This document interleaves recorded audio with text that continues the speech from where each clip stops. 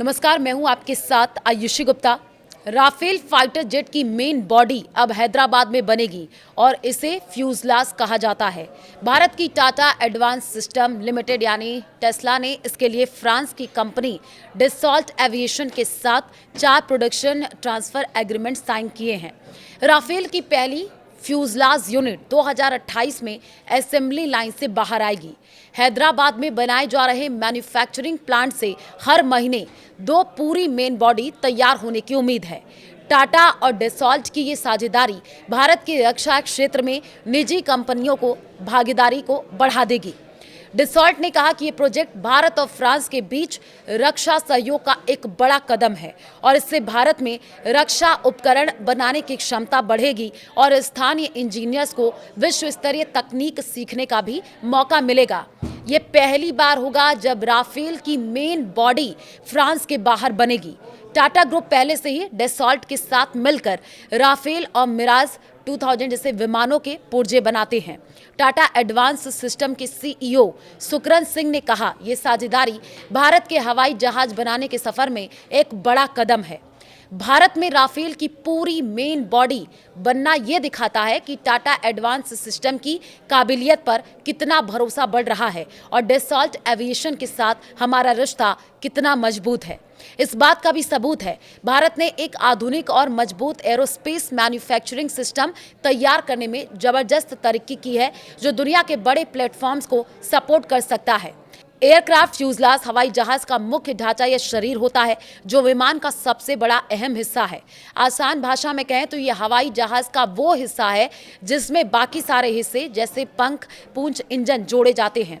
यह विमान को उसका आकार देता है और बाकी हिस्सों को एक साथ जोड़ करके रखता है। सुपरसोनिक फाइटर जेट का फ्यूजलाज पतला और चिकना होता है ताकि तेज रफ्तार से उड़ते वक्त हवा का रेसिस्टेंस कम हो। वहीं एक एयरलाइनर यानी यात्री विमान का फ्यूजलाज ज़्यादा चौड़ा होता है क्योंकि इसमें ज़्यादा से ज़्यादा यात्रियों को ले जाना होता है। फाइटर जेट में कॉकपिट फ्यूजलाज के ऊपरी हिस्सों पर होता है, हथियार पंखों पर लगे होते हैं और इंजन व ईंधन फ्यूजलाज के पीछे के हिस्से में रखे जाते हैं। वहीं एयरलाइनर में पायलट फ्यूजलाज के सबसे आगे कॉकपिट में बैठते हैं। यात्री और सामान फ्यूजलाज के पीछे के हिस्से में होते हैं और ईंधन पंखों में स्टोर किया जाता है। राफेल का फ्यूजलाज करीब 40% हिस्सा कार्बन फाइबर कंपोजिट से बनता है। यह मटेरियल हल्का और बहुत मजबूत होता है, जिससे जेट का वजन कम रहता है और रफ्तार बढ़ती है। कुछ खास हिस्से जैसे इंजन के आसपास और ज़्यादा तनाव वाले एरिया में टाइटेनियम का इस्तेमाल होता है। ये गर्मी और दबाव को झेल सकता है। वहीं फ्यूजलाज के कुछ हिस्सों में एल्युमिनियम लिथियम मिश्र धातु यूज होती है, जो हल्की और मजबूत होती है। छोटे छोटे हिस्से और जोड़ों में हाई स्ट्रेंथ स्टील का इस्तेमाल होता है ताकि ढांचा मजबूत रहे। फाइटर जेट के फ्यूजलाज को हल्का, मजबूत और आपको ये भी बताया कि एरोडायनामिक बनाना ज़रूरी है ताकि हवा का रेसिस्टेंस कम हो।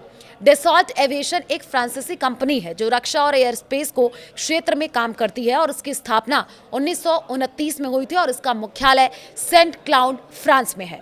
कंपनी राफेल और मिराज 2000 जैसे fighter jets, falcon business jets और ड्रोन बनाती है।